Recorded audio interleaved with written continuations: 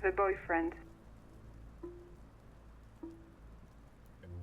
It was late on a stormy Sunday night when my boyfriend Craig and I were driving back home from my parents after a family get-together. The trip wasn't a long one, normally only about 1 hour and a half at most, but the intensity of the weather had caused a nearly endless string of diversion and delays through a combination of downed trees and flooded roads. It was around 2 hours into our extended drive home after snaking through countless back roads when our car hit something in the road.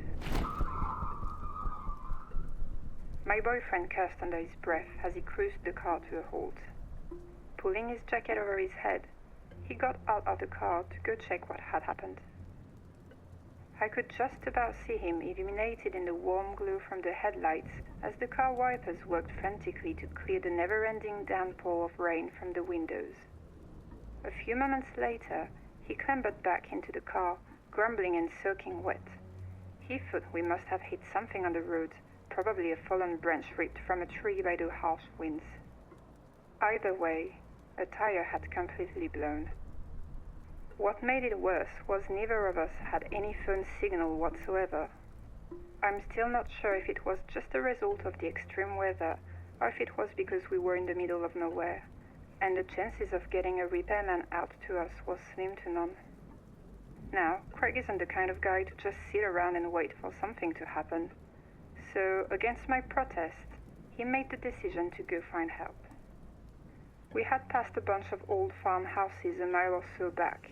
Someone must have a tractor or something to help give us a tow.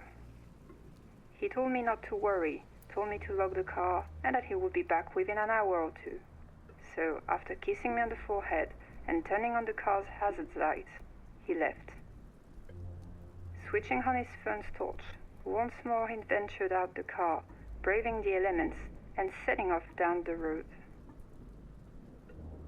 I watched him walking off in the dim flash of the orange lights until he was completely lost from sight, swallowed by the rain and darkness. As I stared into the night, the first feeling of worry kicked in. I hope he was going to be okay. Time passed slowly as I just sat there in the passenger seat, just playing on my phone. It must have been nearly an hour or so since he left. Maybe he was struggling to make his way through the fields to get to one of the houses. 2 hours now. Where was he? I thought to myself. The rain still hadn't let up. What was that? I turned around in my seat. It sounded like something rapping on the window. It must have just been twigs landing on the car from the trees above. There it was again. I unlocked the car and opened my door, stepping into the rain. Nothing. I retreated back inside. My clothes were already soaked through, and I was starting to shiver now.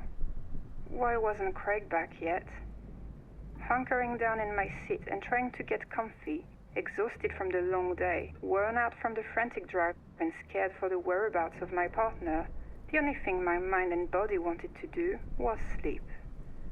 I lay there, eyes shutting under the weight of my stress, trying to get my head to relax as the sound of rain drummed into my ears.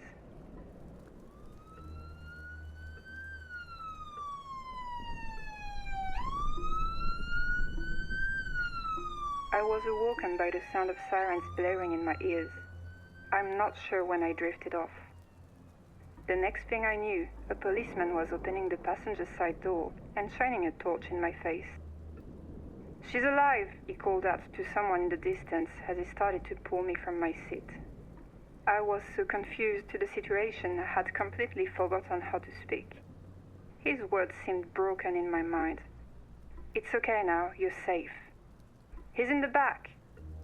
The world started to come back into focus, enough for me to resist the policeman pulling at my arm, the ice-cold rain waking me up. "Where's Craig?" is all I could say. The policeman stared at me, his face white. "Where's Craig?" I said again as I began to turn back. The policeman tried to stop me. "You don't want to do that, miss." I shook him off as I turned around. To an image, burned to the very core of my mind. The severed head of Craig sat upon the roof of a car, as a group of police officers dragged a struggling blood-covered man from the back seat. Even over the rain, I could still hear his maniacal laughter.